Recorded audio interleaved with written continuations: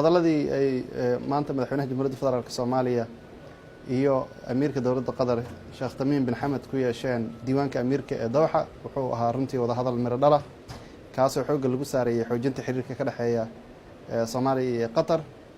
waxaa sidoo kale amiirku uu runtii ku bogaadiyay dowladda federaalka Soomaaliya horumarkii ay dowladdu ku tallaabsatay labadii sano ee u dambeysay. wuxuu kale oo madaxweynaha jamhuuriyadda federaalka Soomaaliya dhankiisa uga mahad celiyay amiirka dowladda Qatar kaalinta ay Qatar ka qaadato horumarinta mashaariicda iyo kaabayaasha dhaqaalaha dalka iyo sida dowladda Qatar ay u garab taagan tahay shacabka iyo dowladda Soomaaliya. waxaa kaloo la isla meel dhigay in dowladda Qatar ay ku sameyso maalgashi dhinacyo badan oo laga soo kabi karo dhaqaalaha Soomaaliya oo ay ka mid tahay xoolaha iyo beeraha iyo kalluumaysiga oo runtii aan baahi badan u qabno inay Soomaaliya hesho maalgashi la taaban karo si shaqo abuur fara badan ay uga helaan dadka Soomaaliyeed.